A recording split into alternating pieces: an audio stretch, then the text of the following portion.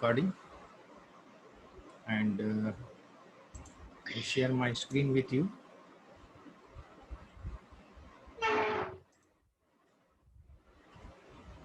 Just a moment, I first open that.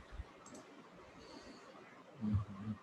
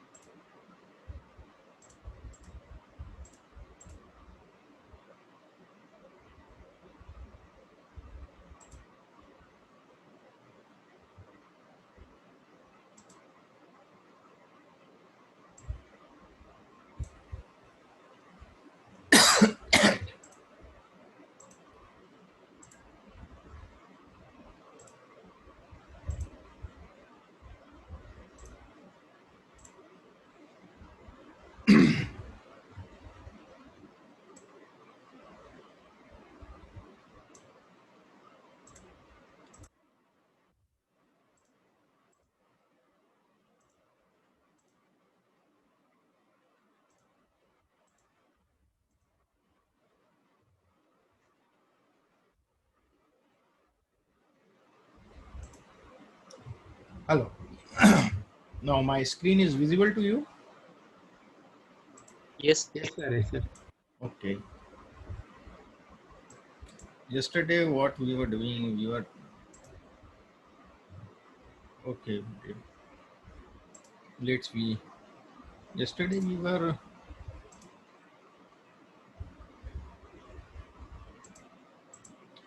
doing the theory part, no? Yesterday, time series. No, sir. No, sir. Actually, time series R forward. Yes, it's in R. Okay. Okay. Here, Just forget. bench Sir, and hypothesis testing. analysis. Hmm? Hypothesis testing. Hypothesis Oh, testing. nice. I forget that. Because the similar 3 sessions are running simultaneously. Yes, sir. Yes.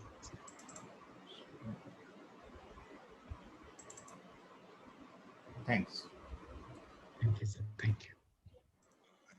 Let's we start.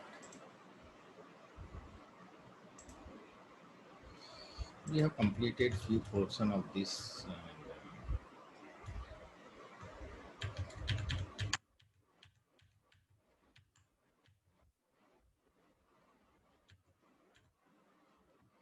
He was here, na?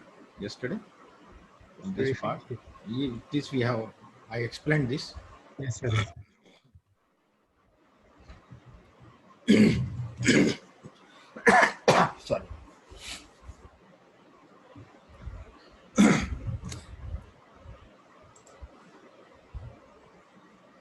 So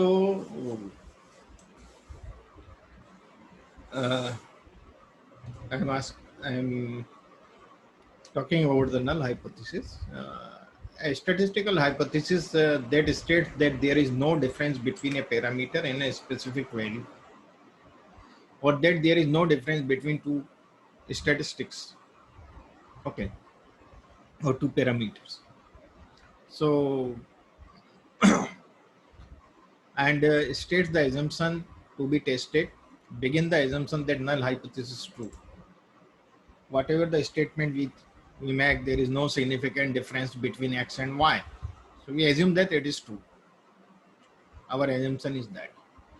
And we test it. And symbolically, we write the equal sign. And in alternate hypothesis, which is opposite of this, a statistical hypothesis that states that the existence of a difference between a parameter and a specific value, or states that there is difference between two parameters. Okay, it is just opposite of that. It's the opposite of null hypothesis. Challenge the status quo, and it is not much important. This is very important. the types of errors. There are two types of error in the hypothesis testing. One is the alpha error, second is the beta error. So suppose we could not I tell you one thing that uh, in statistics, through statistics I could analyze anything, and I could analyze anything except truth. I could not analyze the truth. So if you are testing your null hypothesis or your assumption that it is true, okay, but we could not test the trueness of the hypothesis. Okay, we just see that our statement has been accepted or rejected. As you know, in the court, judge does not verdict like you are a murderer. The judge just said you are guilty or not guilty. You are guilty because of the sufficient evidence we have to prove you are guilty. It doesn't mean that you are a murderer or that you are a rapist. Judge does not say that uh, the trueness of the thing. Similarly, you are not guilty because lack of evidence against you. So that is the thing. So similarly, in the hypothesis testing, we just accept the statement or reject the statement, whatever you have through the test. We could not claim that my hypothesis is true. Suppose we could not say the hypothesis whether true or false. Nobody could say. But we assume that the hypothesis is true. Just we assume, hypothetical. It is true. And it has been accepted. So it is a right decision or wrong decision? Yeah. It is a right decision or wrong decision? Your hypothesis is true. We are assuming it is true. Okay. And it has been accepted in the test. So it is right or wrong decision? Right. It's a right decision. Yes, sir. Your hypothesis was true and it has been accepted. Okay. Right decision. If your hypothesis is true and has been rejected, then Wrong decision. it is a wrong decision. So this sort of decision, when your hypothesis is true and it has been rejected, then this is called a type 1 error or the alpha error. Alpha is what I have explained to you yesterday. Alpha is the level of significance.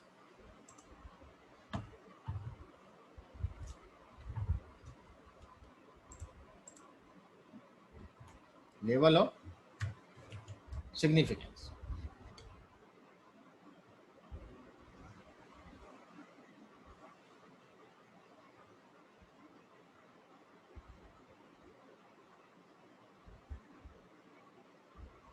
Level of significance.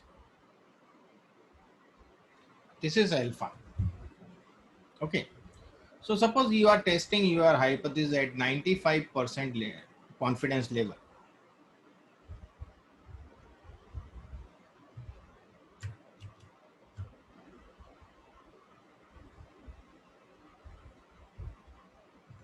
Confidence level. Then level of significance would be 5%. It means 0.05. Okay. Does that make sense to you? And if suppose your hypothesis is false, that is not true, and it has been accepted,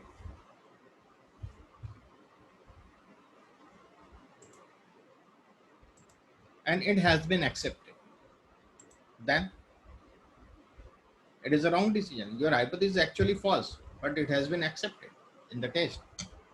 So it is also a type of error. It is a beta error. Okay. I will explain later about the beta. If your null hypothesis is false and rejected, so it is a right decision. It was false and it has been rejected because of false has been rejected. It's right decision. So what happens? Beta error shows the power of test.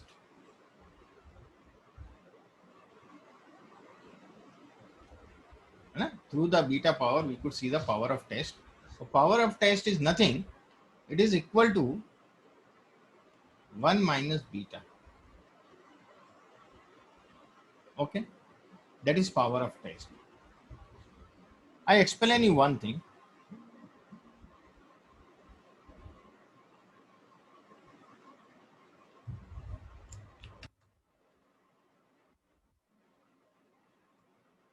You have this sort of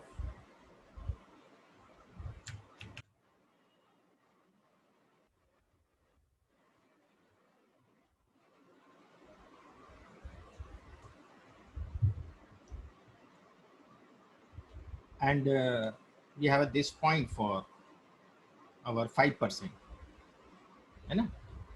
For the 5% level, this point is for the 1% level of significance. The data which is beyond this is the 1%, it will be rejected, and the data which is beyond this, it is a 5% level of significance will be rejected. Suppose your hypothesis is true, you think, and it has been rejected at 5%. You have calculated at the level of confidence level of 95% and it has been rejected. Then you decided I should change the level. So you increase your confidence 99%. Then level of significance decreases from 5% to 1%. Now your value is something here. Your value is 0.4043, which is between 0.05 and 0.01. This value is between 0.05 and 0.01. So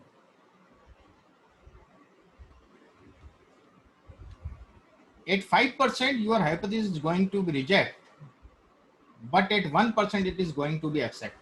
Does that make sense to everyone or not? Yes, sir. It means that when you decrease the alpha level,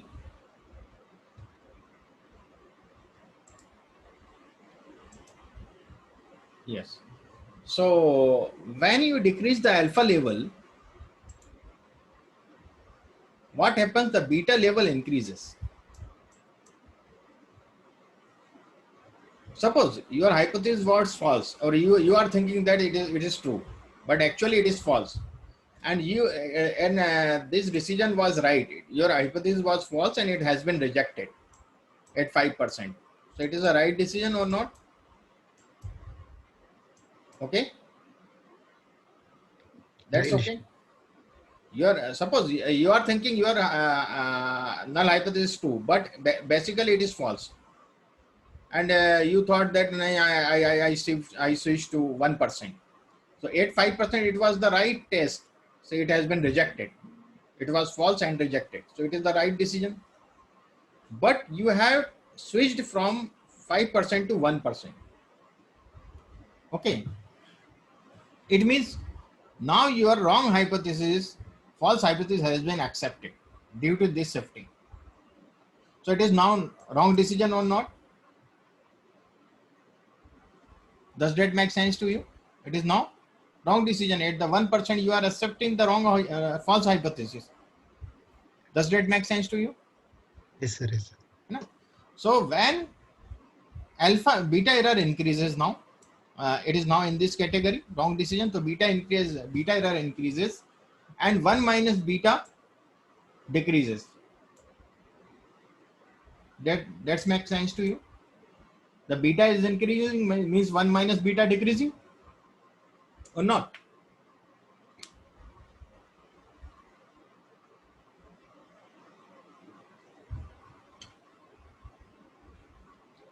beta is increasing, so 1 minus beta will decrease or not? Decrease, sir, decrease. It will decrease. So it means your power of test is decreasing. Does that make sense to you? Yes, sir. Yes. The power of test is decreasing. Correct? So don't play with this alpha level.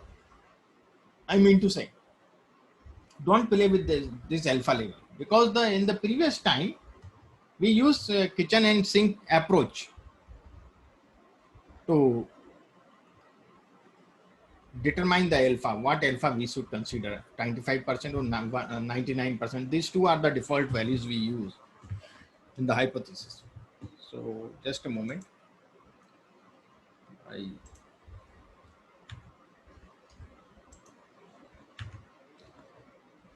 I explain you the thing again. Alpha is the probability of making a type 1 error, you know that, and is called the level of significance or the alpha level. Alpha is the probability that you will reject the null hypothesis then when it is true. And the 1 minus alpha called the level of confidence, which I have explained you. Beta is the probability of making a type 2 error, and 1 minus beta is known as the power of a test. The power of a test is the ability of a statistical test to detect true effects when they exist. Thus, the power is the probability that you will reject the null hypothesis when it is false. The probability that you will detect true differences when they exist. So this is the power of test basically. Just a moment, I increase the fan.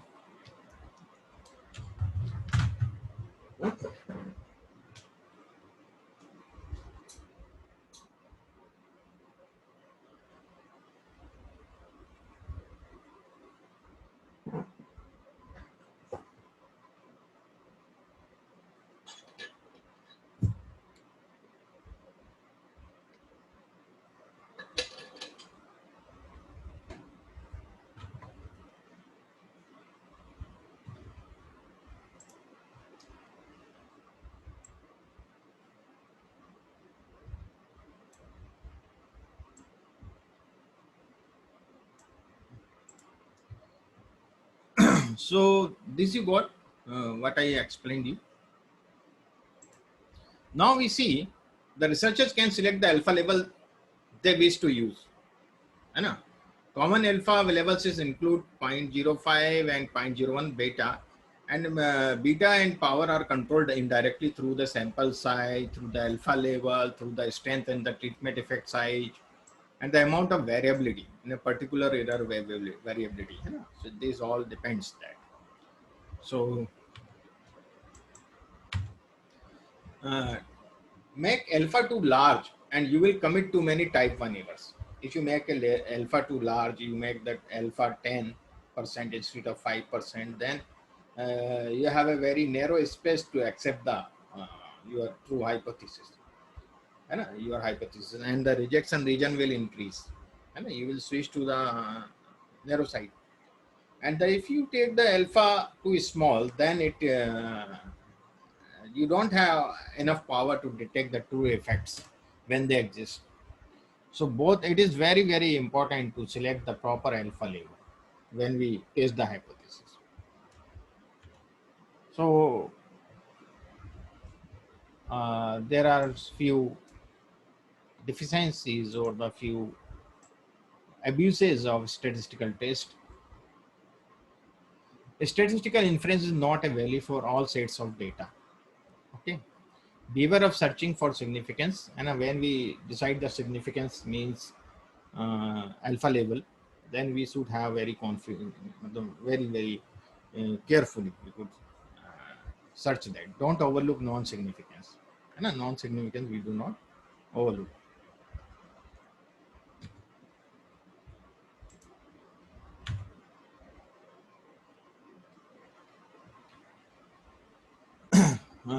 The meaning of statistical significance, what does it mean?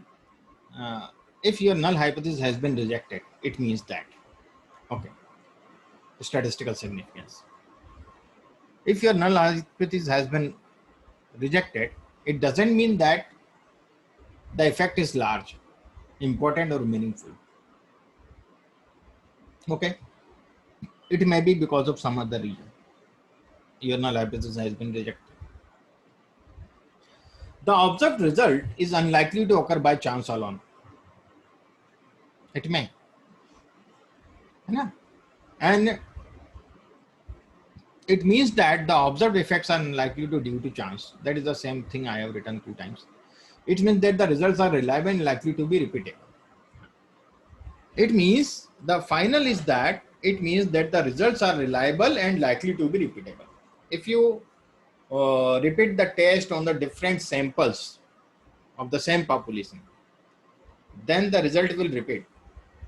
Okay, if you conduct the same test on the 100 samples of the same population, you take the 100 times samples and you compute the test of the hypothesis.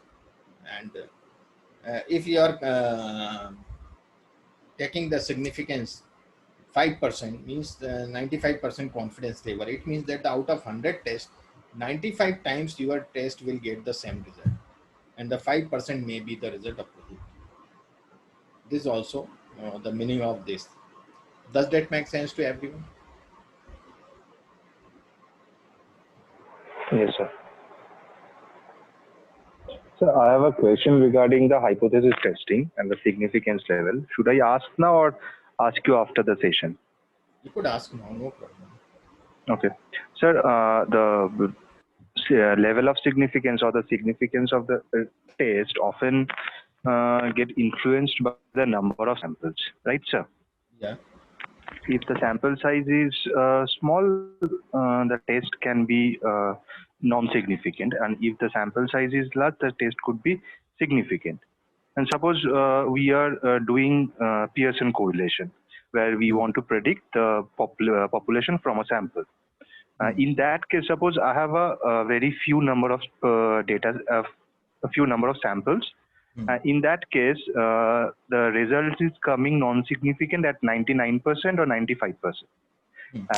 Standing on that, into that situation, can I increase the alpha level to 0.1? That means 90% of significance. Small size, what do you mean by the small sample size? How many number of observations will be there? I can't hear you. The sample size is not, we have a formula by which we could see, we could measure the sample size. What should be the sample size over there? Suppose we don't have the required number of samples, because I work on the field of physical geography, and this in our environment, this is a data sparse field of research. So in that case, we often have to deal with a small number of samples. And in that case, the significance level is quite an issue. So that is why I asking, can we or can I increase the alpha level to 0.1% to see whether it is reducing the alpha level. You could reduce the alpha level. Okay, sir. Because you are working the geographical concept. Yes, sir. Okay. I will explain you what level we should use. Whenever you are conducting the test on behavioral science. Behavioral science means the social science, psychology, management, marketing, economics, maybe somewhere, both pure science or the behavioral science. Okay. So we use the confidence level 95% when we work on the behavioral science. But your work, the geology work, or whatever the work you are doing in the geography, so it is like a pure science. Yes, sir. And it is a pure science, basically like chemistry and physics. No human involvement is there. Am I right? In the field I work on, there is no such human parties there. It is actually truly a physical, based on physical systems and how those systems work. And just like that, including geology, sedimentology. And in that case, we often have to deal with a lower number of samples because this is a data sparse environment and there are several limitations. I'm not getting deep into that, but say we have a small number of data. No problem. Other, So you could choose the 90. You must choose the 99%, because I am telling you that if you are working in a pure science, yes, the human is not involved. Human nature and human behavior is not involved over there in the study. In the study, everything will be done by the human. But human is directly not involved as a behavior, and these all things we are not studying in that. है ना? Like chemistry, physics, and your geology. So 99% confidence level there must be. Alpha, we should have select 1% only. in You are that case, we will in most of the cases we have to face non-significant statistical results from the test we conduct. And while we are working with lower number of data sets or the lower number of samples, the significance is an issue. तो that is why asking sir, तो क्या हम alpha level को 0.10 पर fix कर सकते हैं just to get significant results, or to see whether it is significant or not? Not sir 1%, I am talking about 10%, alpha level 0.1, 10%. Yes sir. But you have Is to it mention in scientific? your study. Then you have to mention in your study also that. Yes sir. But my question is whether it is scientific or not. No, it is scientific. The alpha value will not change. No, sorry, the test value will not change. P value will not change. Whatever the P value you will get, the result you will get. It is the same for the 5% or for the 1% for the 10%. Yes sir. And but your acceptance or rejection may change. Yes sir. As per the P value. So there is no problem. You could say that, because when you do that predictive modeling, yes sir, we get the result of the significance of the variables in 10% and 1% and 5%, and very big range we get over there. 0.001% also. So in a natural environment, getting a significance for a model of 75% is a huge thing. So 99% is just out of this world. So that is why we can say, or we can judge. So you work on the this not on that living things, the non-living things you are working on, no? Soil, yes, sir. and these all things. Yes sir, soil and river.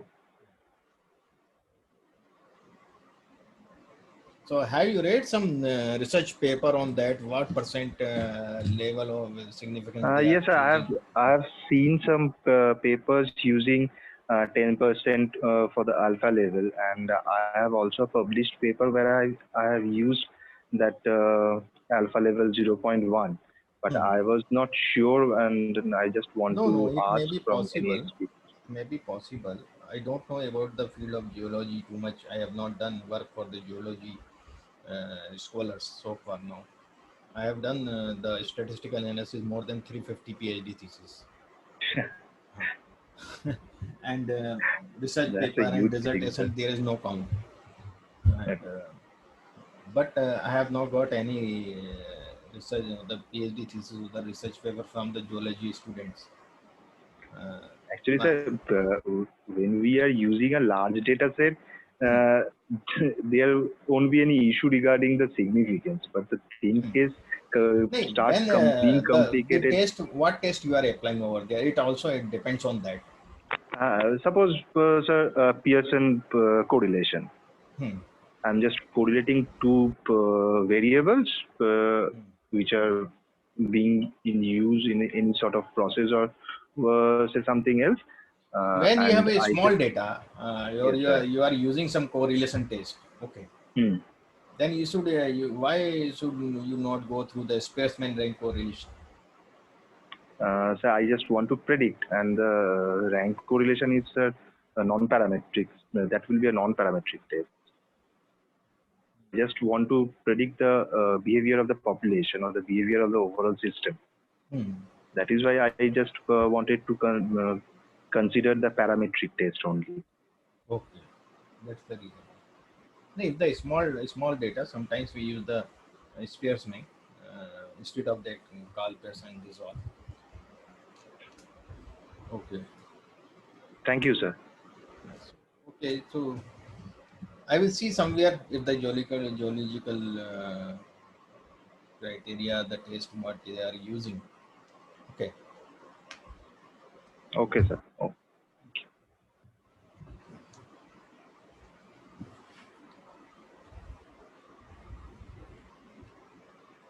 This I have already explained you. This is the rejection region, and this is the critical value 1%, 5% we are choosing, whatever. Okay, well, this is the acceptance region in between.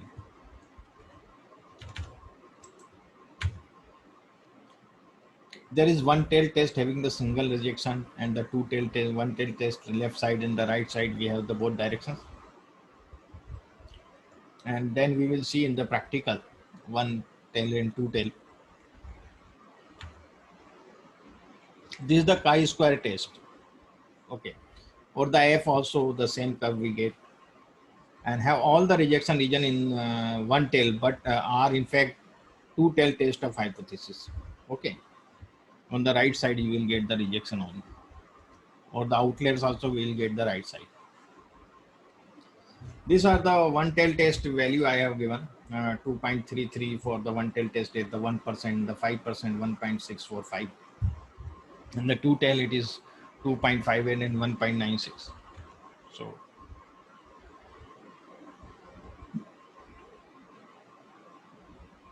now we see the next thing, hypothesis testing. The intent of hypothesis testing is formally examine two opposite conjecture hypotheses H0 and HA, null and alternate.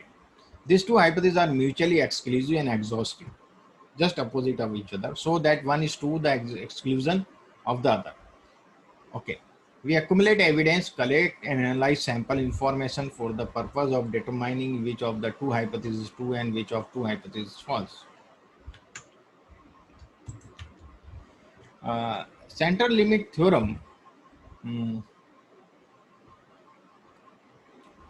it says that given random sampling, the sampling distribution of the mean approaches a normal distribution is the size of sample increases. Okay. Even if the population distribution of the raw scores is not normally distributed. Okay. So the center limit theorem states that the sum of the large number of independent observations from the same distribution has an approximate normal distribution. And this approximation steadily improves as the number of observations increases. We can demonstrate with relatively with the R also. I will demonstrate with R. See, when we increase the sample size, then it tends to normalization. Okay. So I will explain you there the center limit theorem. The people think interpret this wrongly sometimes. What do you understand, Ujjwal, about this center limit theorem? What do you say?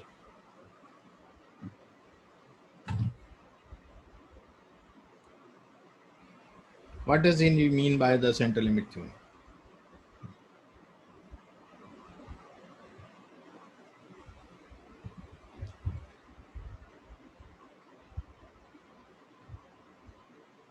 No replies. Okay, I will explain you later.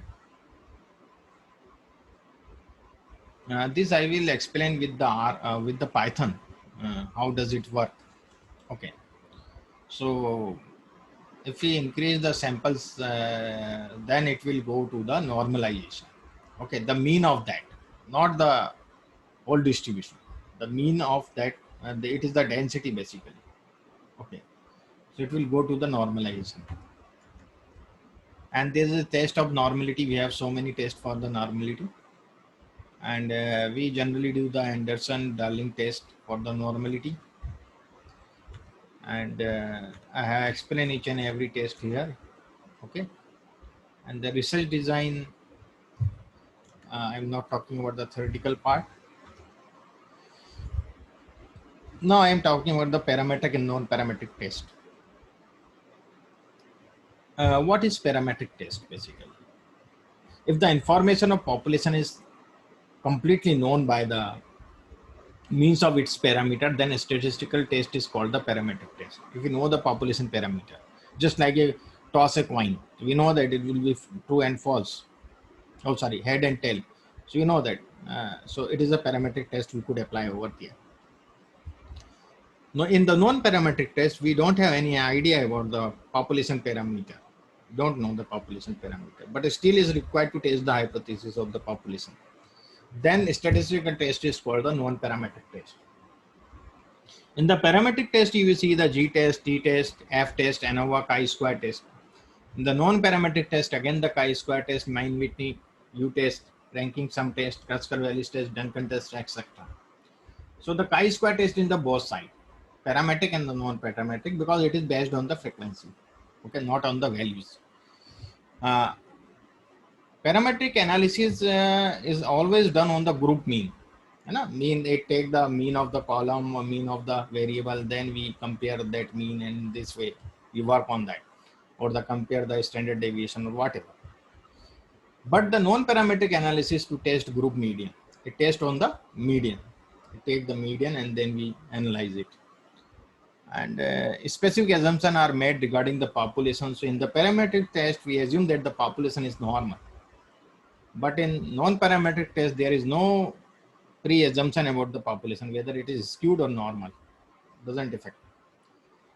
The parametric test says that it is only on the variable, but I think it is also we could conduct on the categorical also.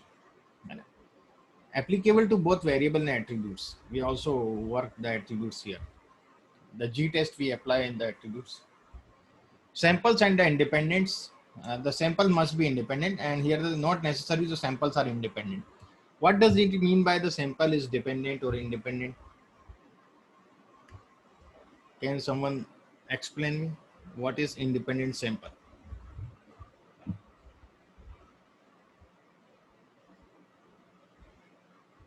Yeah.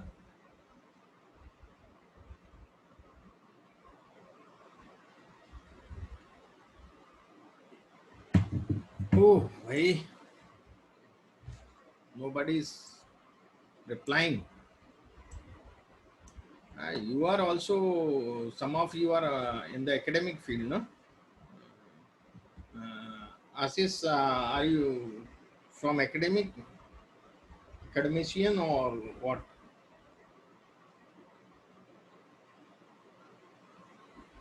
Atanu Karmakar, Krishna Aryal, Kshitij Gupta, Mariam, are you academician or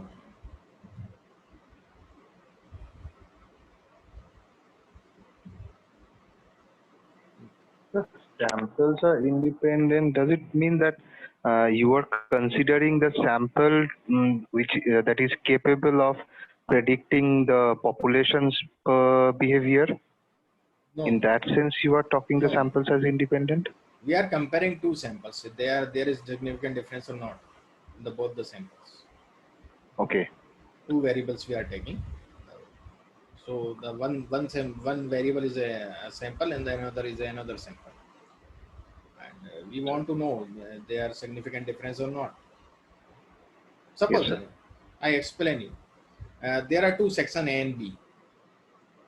Okay, and we are comparing the mean marks of the mathematics. There is significant difference in the mean marks of the mathematics of the students of section A and section B. Does that make sense to you? Yes, sir. Yes, sir. We are taking a null hypothesis that there is no significant difference in the marks of mathematics of the students of section A and section B. This is our null hypothesis.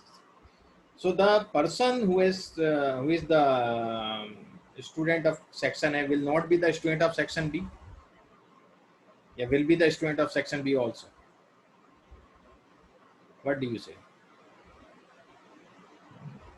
Pardon me, can't hear you properly. Can you please repeat? The students who is studying in the section A, of class, and the students who are studying in section B, We different or the same students will study in the two classes. One student can No, study sir, in the two classes. they will be different. Different, always different. So there, Yes, these sir. are the independent samples. If we are comparing this, Okay. does it make sense to you? Yes, sir. Sample are independent. Suppose if there is a 11th standard and we are comparing the marks of maths and commerce. Okay. So in the commerce, some students has taken commerce with maths also. So the students who are giving the commerce paper also has given the maths paper also. So these are the independent samples or not? Independent, sir. Why independent? The students are giving the maths paper and the commerce also, or we are comparing the maths and commerce now. The So you, yes, sir. same students also participate in the maths paper and also in the commerce paper because he has chosen maths accounts with maths, Okay, sir. Then the sample is not, not not different. independent. Students are That not. is a dependent sample. So okay, we could Dependent say that. samples. Does that make sense to you? So Yes, sir. this is called Now the it is clear. independent or non-independent samples. So whenever you got this sort of thing, then you apply the non-parametric test. Not necessarily the samples are independent. Does that make sense to you? Sir. Yes.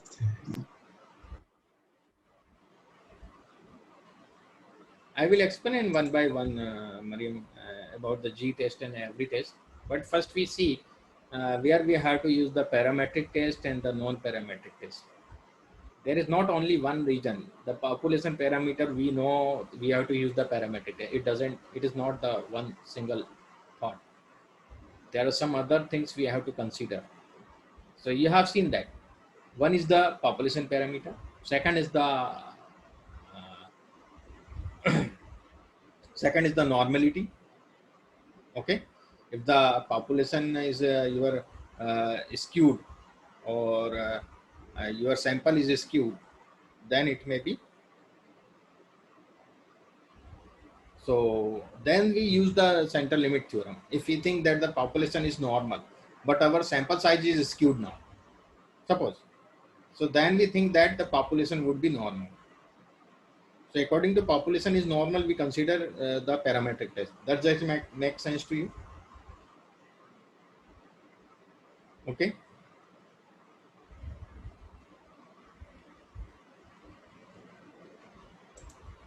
And the samples should be independent. That is very important. And then we come here.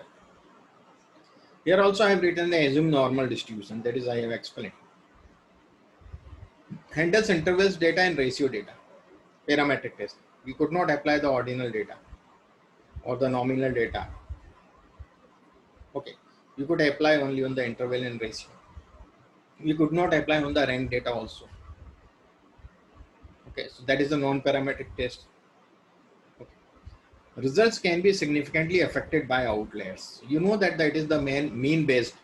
So in the previous session when I have taken the mean, I have asked you about the mean, but I think you have attended or not the univariate analysis. So that is the mean is very, very sensitive to outliers. Okay. So the results can be affected by the outliers. If you adjust the outliers, the mean will change and the result will change. And non-parametric tests are based on the median. So outliers, it is not sensitive to outliers. Median is not sensitive to outliers. So results cannot be significantly affected by outliers. Parametric tests perform well when the spreadness is different in the each group. Okay. Might not provide valid result if the groups have the same spreadness, same variance. Okay. But the non-parametric test well performed when the spread of each group is same. Might not provide valid result if the groups have the different spread. Okay.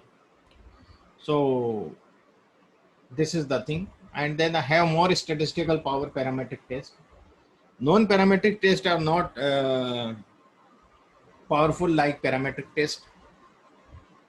Suppose you are choosing a test from parametric and non-parametric, or you think that this our study comes in the both tests we could apply. We could apply parametric as well as non-parametric. So then what you will select?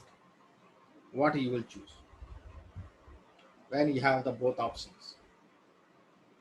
Either to choose parametric or non-parametric. Which test you will select?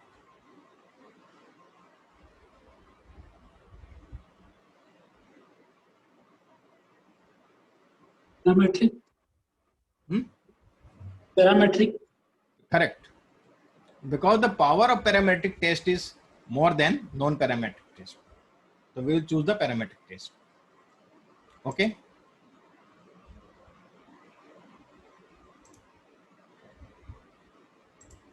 I just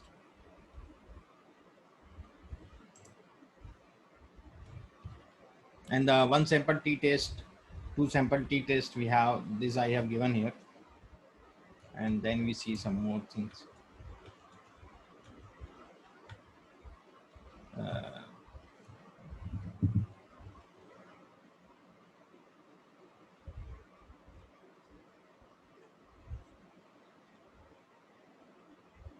I just take a break of 5 minutes, then I'll come back. Some person has came. Okay, so just in Okay. 5 minutes I'll come back. Okay. Okay.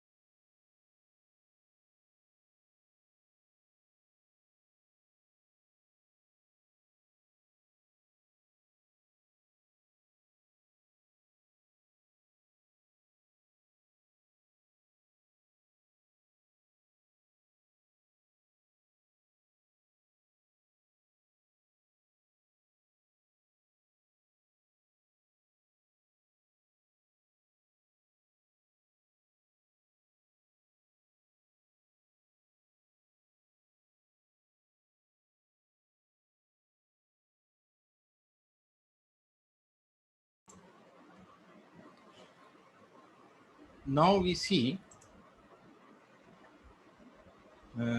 few more things I would like to explain you before going to test, understanding the each test. So various classification of data, if we see the structured and non-structured data, we know that the nature, we know that the primary data, raw data, discrete data, group data, continuous or non-continuous data. And according to scale, if we see the nominal data, according to nature, basically it is the old slide I have. Ordinal data, scale, ratio, rank, this sort of data we see over there, interval. And we come to the point. I will later explain what that Likert scale type and everything. But we see the parametric test about the G test. So Mariam asked about the G test. So I will tell you now the G test. Test of significance for attributes, we use the G test. We use the G test for the significance of variables also. Okay.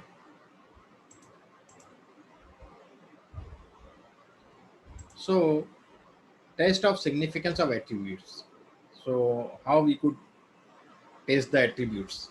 As you know that the tossing a coin gives us head and tail. Head and tail are the attributes. Okay.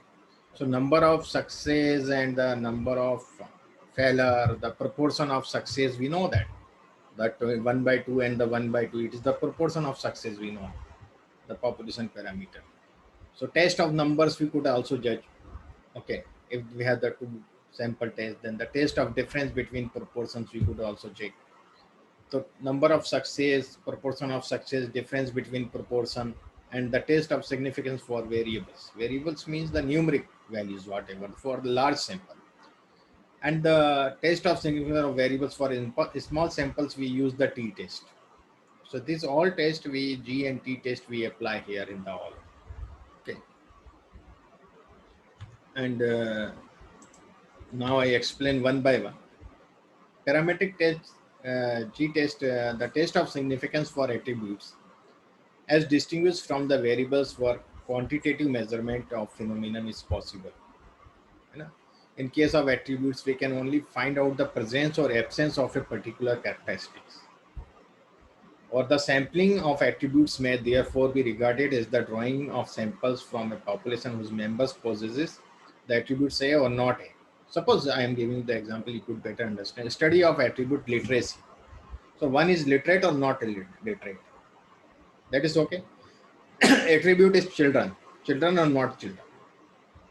Attribute own house or not own house. So this is the attribute like the dichotomous basically this one is. It may be more also. So the test number of success I am talking about. First test I have explained that the number of success. The sampling distribution of number of success follows a binomial probability distribution. Number of success. Okay. Hence its standard error is given by the formula. Number of success, standard error of the number of success is square root of P, Q, N. P is the probability of success, Q is the probability of failure, and N is the number of sample. So as I explained, sample size, probability of success in each trial, the 1 minus P, probability of failure. So I will explain you. A coin was tossed 400 times. And we have 400 times, we have tossed a coin. And the head turned up to 16 times. Test the hypothesis that the coin is unbiased, means the coin is fair. So the coin is unbiased. So we see the G test, the difference over standard here. The T test also works on the same way. So difference is the 216 is the our observation, actual observation, and the 200 is the population parameter. Out of 400, 200 times would be head and 200 times would be tail. Does that make sense to everyone? Why I have chosen here 200? Yeah. Why I have taken this? These two is 217. I have got that. It is okay. X1 minus X2. So it is the X1 is 216 and 200. Why I have taken? Because it is the population parameter. Probability is 50%. 50% probability. 50.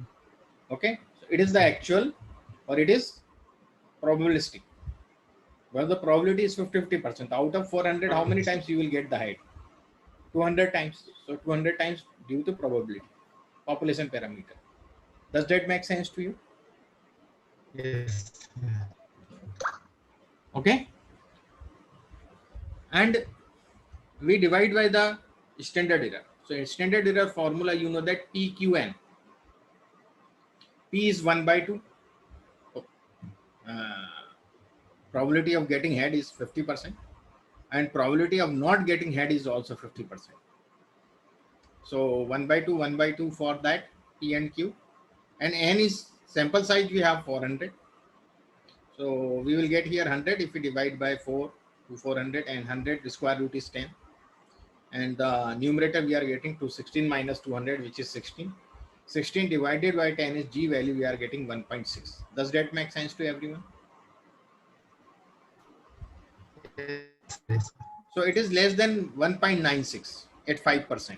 What does value at the 5%? I explained earlier also. It is 1.96 at 5%. Our value, our calculated value is less than this in the G scale. So our null hypothesis has been accepted. Okay. And we could conclude that the coin is unbiased. Does that sense to you? Is there any doubt? You could ask me. Is there any doubt? Maybe the silly doubt you could ask me. Don't worry.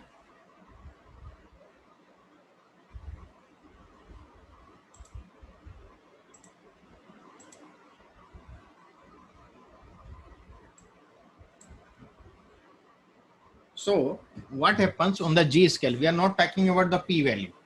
I am talking about the G scale. So I am talking about the G scale. G scale is what? We have an X scale where the X value we have. I just take this line. This is our X scale. And as I explained earlier also to you. And this is my G scale. Okay. And the G scale, you know that I remove this X scale so it would be better. So I just take the G scale and I use this probability curve, density curve. This is, and the G scale here is 0 and here is 1.96, and the value will increase in this way. We have the value 1.6. Not, we are not talking about the P value, we are talking about the G value. So it is our calculated value, which is less than 1.96, which is the 5% critical point demarcation. Does that make sense to everyone? So our value is below it. Does that make sense to everyone? So our null hypothesis has been accepted or not? It is in the acceptance region we are getting this value. So null hypothesis was, what was? There is no significant difference in the population parameter and our sample statistics. Population parameter 50-50%, head and tail. So the coin is, population is not biased. Population says the coin is not biased because it is giving the 50-50%. So same thing our sample is also giving. So it is here under the acceptance region. So our null hypothesis is accepted. There is no significant difference in the population parameter and the sample statistics. Okay, it means the coin is not biased. Coin is fair. Does that make sense to everyone? This is about the attributes, number of success. Does that make sense to everyone? Now we proceed for the next. Okay, so we see the next one.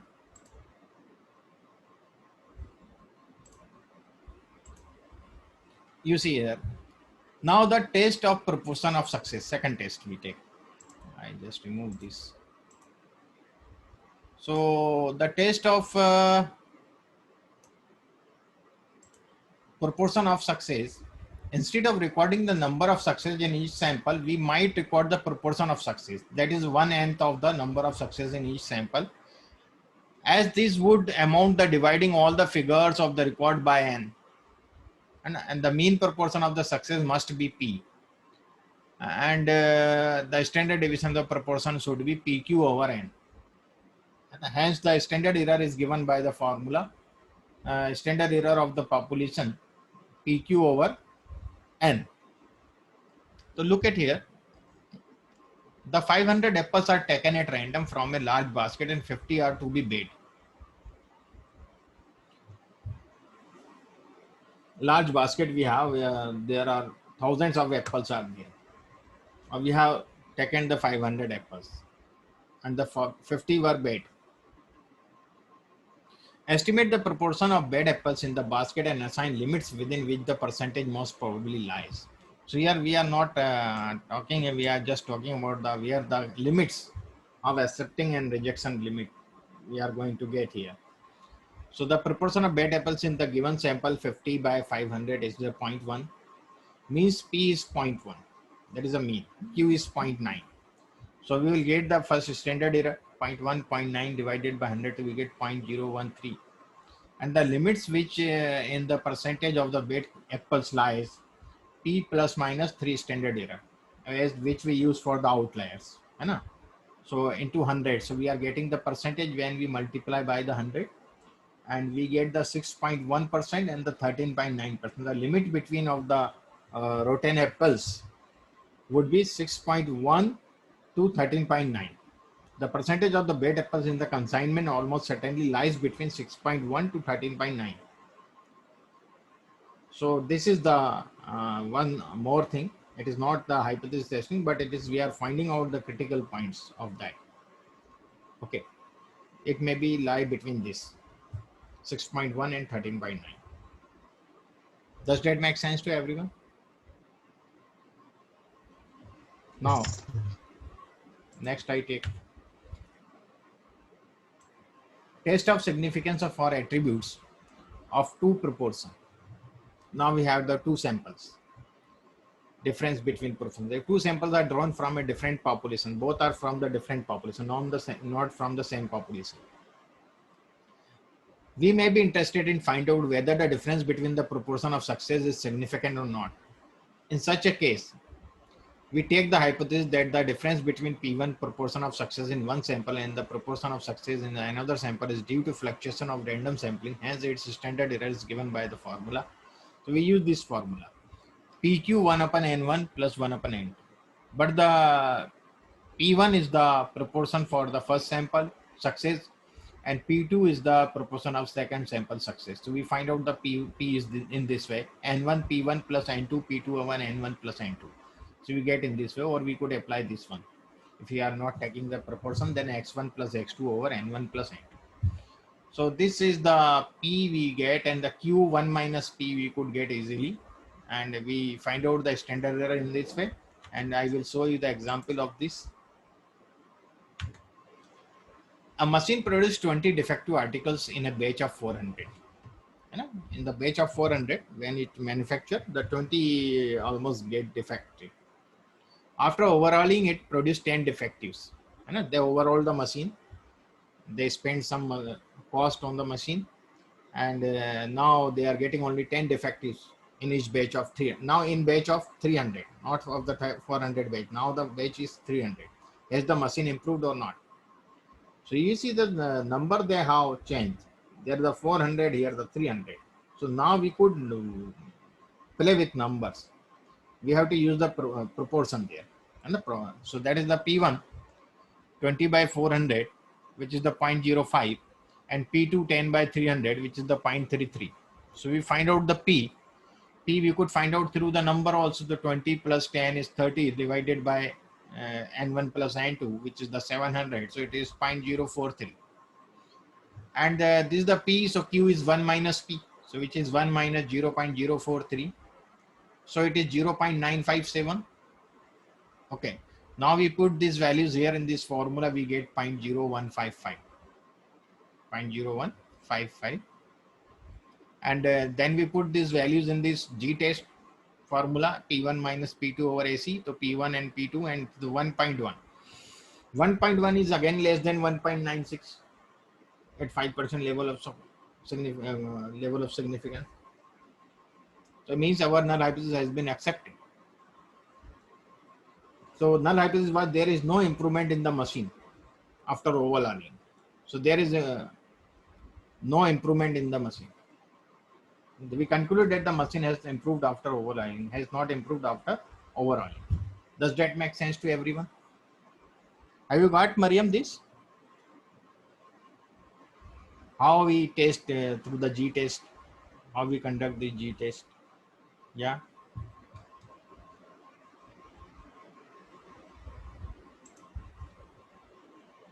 Okay. So it is Ujjwal, have you got it or not?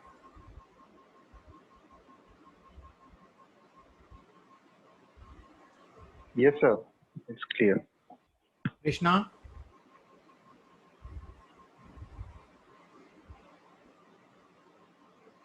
This I am giving you the examples. And in the Python we don't have to write these all formulae over there. Okay, there is no need. But the concept for knowing the concept, what the concept behind that, we should know these things, this process. How does it work manually? Okay.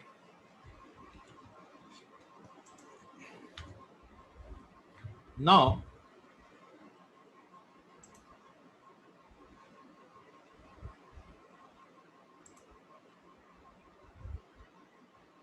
test of significance for variables. Okay. Now the for variables, if the number of observations are more than 30, then we use t-test. And otherwise we use G-test. Sorry.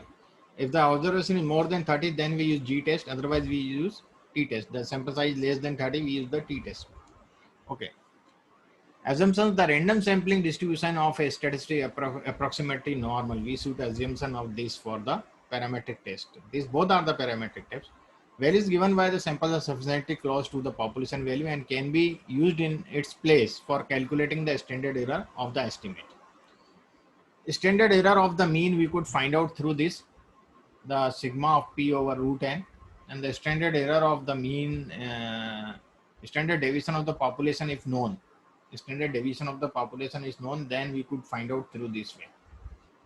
And the standard deviation of the population divided by square root n. And if that not known, then we take the standard deviation of sample and then divided by root n. So if standard deviation of the both sample as well as population are available, then we should prefer the standard deviation of the population for calculating the standard error of mean. Okay. There are little bit contradiction in this formula. I explain you that contradiction.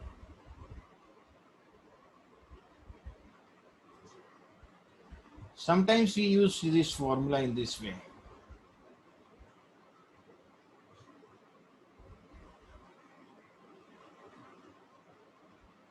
Why? Because the standard error formula, there is a contradiction in there is some conceptual, somebody write the standard formula like this, x minus x bar whole square over root n minus 1. Or somebody will prefer in this way, sigma ax minus x bar whole square over n. When you are calculating the standard error or standard deviation through this formula, then you will apply this one or this one. When you have calculated the standard deviation through root n minus 1, then you will apply the standard error for this formula. Does that make sense to everyone?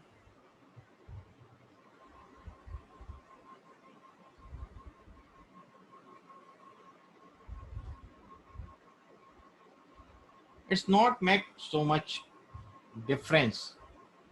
Okay, it's a minor difference. There are two standard error formula generally considered. Somebody use the x minus x bar whole square sigma of this and root divided by n minus 1, or somebody use divided by n. Does that make sense to you?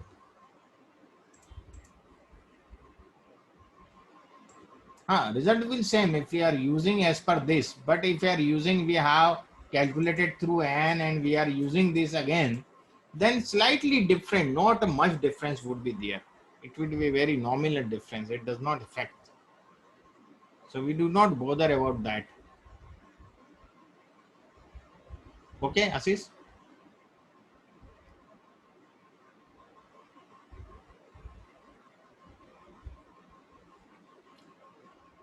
There is few contradiction in the standard error formula. Somebody says you are measuring the standard error of population, then we use n, otherwise n minus 1 in the sample. Some says this thing. But have you attended my session on that univariate analysis or the range measure of dispersion? Have you attended, Suman? Measure of dispersion session in the R or Python anywhere? I explained you about how to find out the standard deviation, how we get it. So we get the deviation from mean of the each point. Does that clear to you? So how many deviation points we get? So we get the n deviation point because we have the n data sets. So when we have to find out the mean, how what we will use for the divided, we will use the n instead of n minus 1. Okay. So I just tell you, I explain you once more the same thing. I clear this first. Suppose we have few data, 2, 5, 9, 15, 20. This data we have. First thing, I want to know the average scatterness.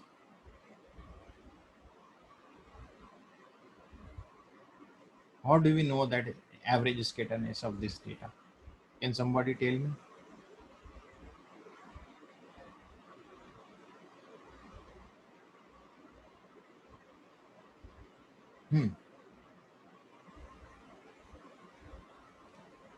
We take the difference.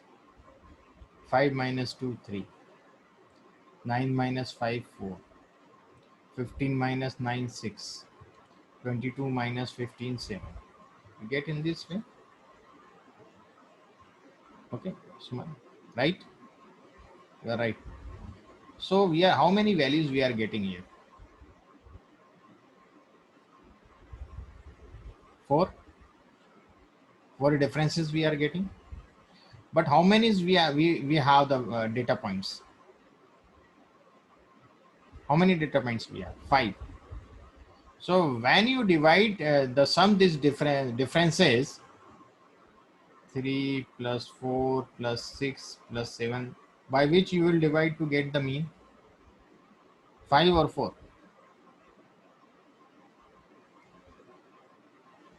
Yeah. What you use, 5 or 4? 4. Correct. We have the 4 values. We will get the 4. Okay. So what would be the mean of this? 10 and 10, 20 divided by 4? 5. Got it? Does that make sense to you? The 5 is the average scatterness of this data. If I explain you in a different perspective, then you could better understand. If I write in 2, 2 plus 5, 7. 7 plus 5, 12. 12 plus 5, 17. Plus 5, 22. You see, I am getting all 5 numbers having the same common difference, which is the 5. Does that make sense to you? Now you find out the mean of this. You find out the mean of this. What would be the mean? 2 plus 5, 7. 7 plus 9, 16. 16 plus 15, 31. 1 plus 22. It is 53. Is it right? 53. Okay. 53 divided by 5.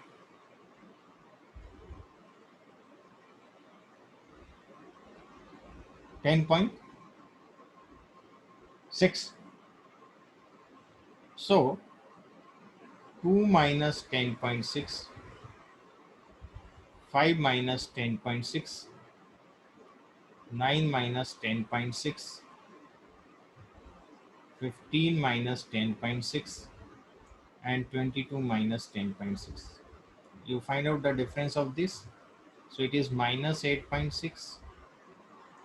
It is minus 5.6.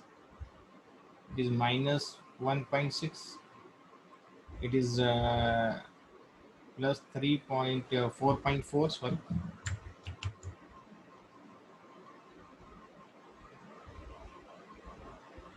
We are getting the total of this. Total of this. Now I am finding out the standard deviation of this. First we have got the average scatterness, which is 5. Now we are measuring the standard deviation. So for a standard deviation, we will add the numbers and we find out the mean of that, and we get the deviation from mean, and then we square it, and then we divide by n. Okay. So here we are getting 11.4. Does that make sense to you? Is it right or not? So you get the square of this all first. Please you calculate someone and tell me the square of 8.6 what would be.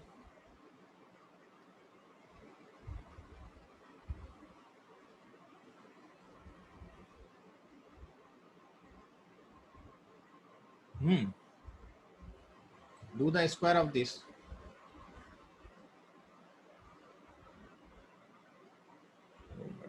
So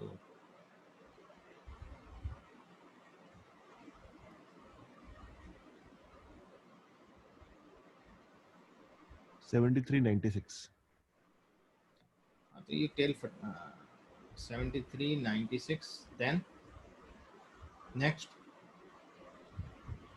do it, hurry. 5.6. 31.30. 31.36. Next, 2.56. Next,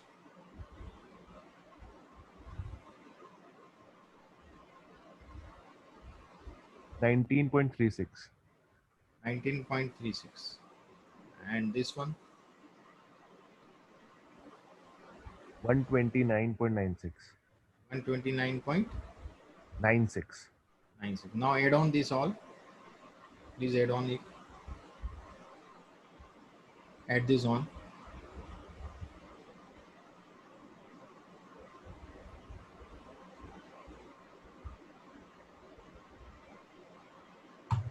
Two 257.2. 257.2. 0.2. And this 257.2 I divided by 5 and take the root.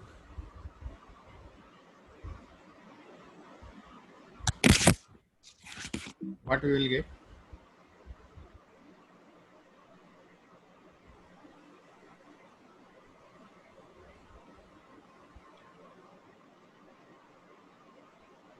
What will we get?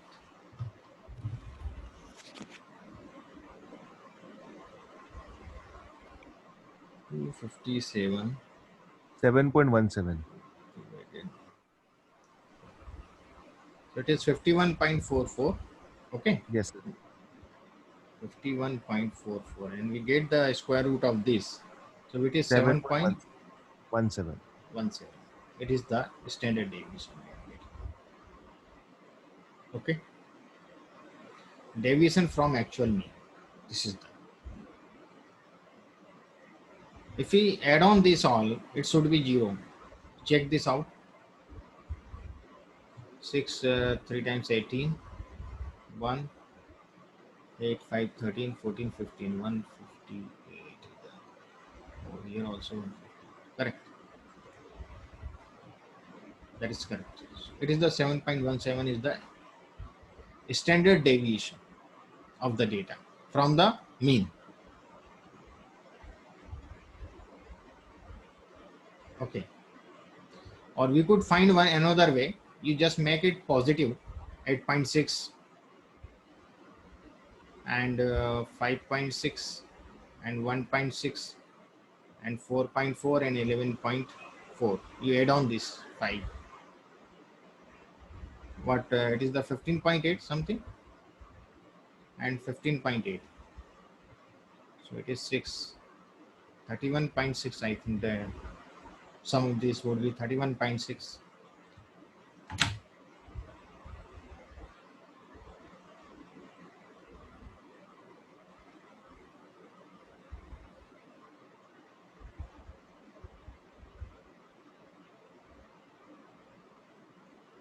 $31.6.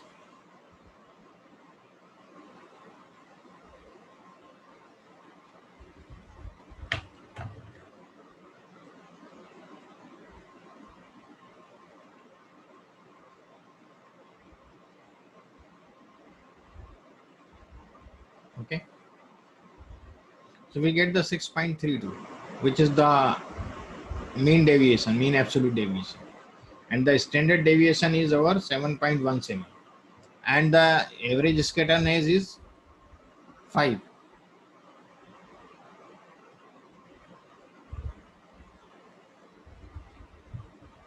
Okay. If you use instead of 5 we 4, so the standard deviation will increase. If you use 257.2 divided by 4 n minus 1, which I am telling you. So n minus 1 is 4. So then you see the standard deviation will increase or not. What would be the standard deviation when you use the n minus 1? 8.02. 8 point? 018. 8.018. So it is increased from this. So when you are adding on 5 numbers, then how will you get the mean? Divide by 5 or divide by 4? What do you say? If there are total 5 numbers you are adding on, you find out the mean of this. So what number you will, what value you will divide? 5 or 4? 5.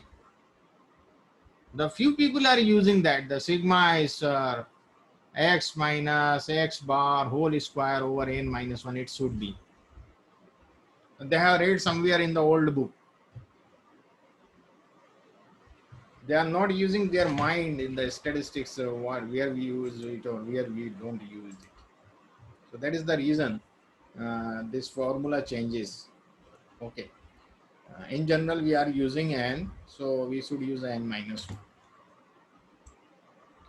Okay.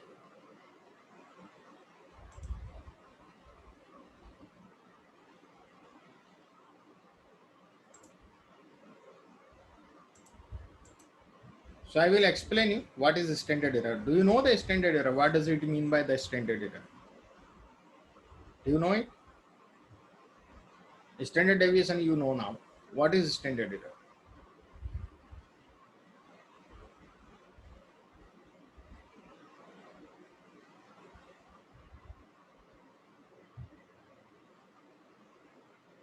What is standard error? How do we measure? We measure in this way, but actually what is it? Why it is taken?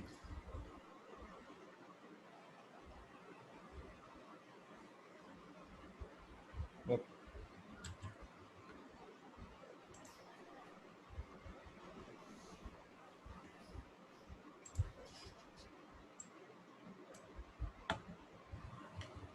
Suppose we have a population and we are taking one sample from this Population and S1. sample Yeah, difference.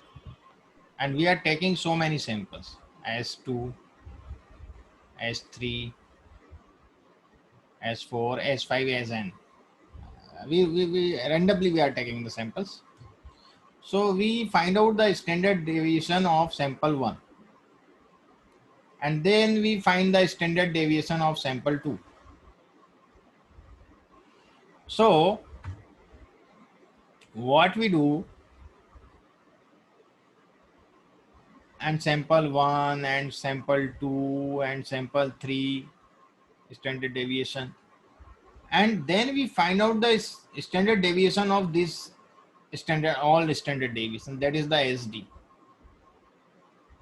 So what we will do, SD1 we minus this SD. Does that make sense to you?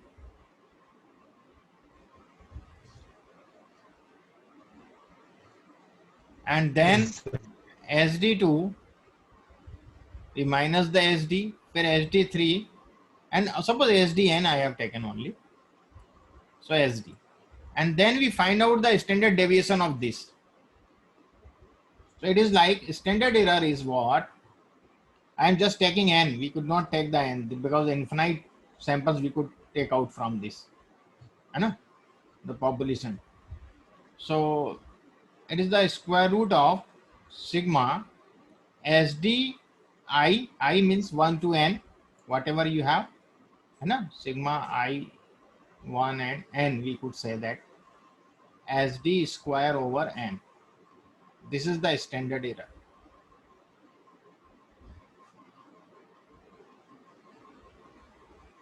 This is called the standard error. Does that make sense to you? Yes, sir. Okay.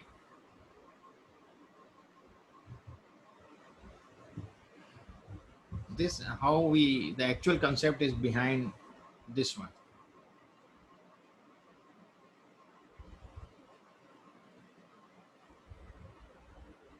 So we have listened about the standard error. What? How does it? We could not say how many samples. So they have decided. Then they have calculated these in a mathematical modeling. It could not be measured through the statistics. There we have a requirement of the mathematical modeling, by which we have found that in the denominator we should have n minus 1 in the standard error, the degree of freedom.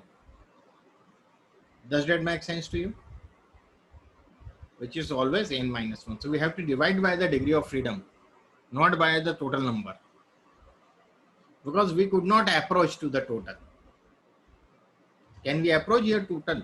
We could not. The samples, how many samples can you take? Does that make sense to you? So the whenever you have the standard deviation, you divide the standard deviation by square root of n minus 1.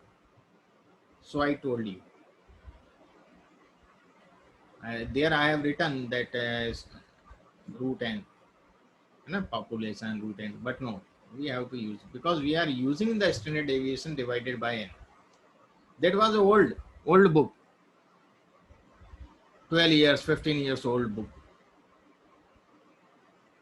So they have given that way, because at that time the concepts were not so clear. Whatever they read in the book, they just, it should be like that. No, nowadays everything is changing day by day in the data analytics. The persons are going in deep, because we have the high processing machines. So we could we could calculate each and everything in all other aspect also. So that's the thing. So I think it's okay for today. Okay. And next day we will cover more thing about the hypothesis testing. We have remain many things, but I will explain the next one. Next lecture we will finish this all theory. Okay, and we start the practical. Okay. So Thanks, Suman. And thanks, Mariam. Thanks, Suresh Kumar ji. Thanks, Thank you, sir. Urmi. Thanks, everyone. So let's we finish it today. And on Monday, we will do it final. Next lecture on Monday. Okay. Thanks, Atanu.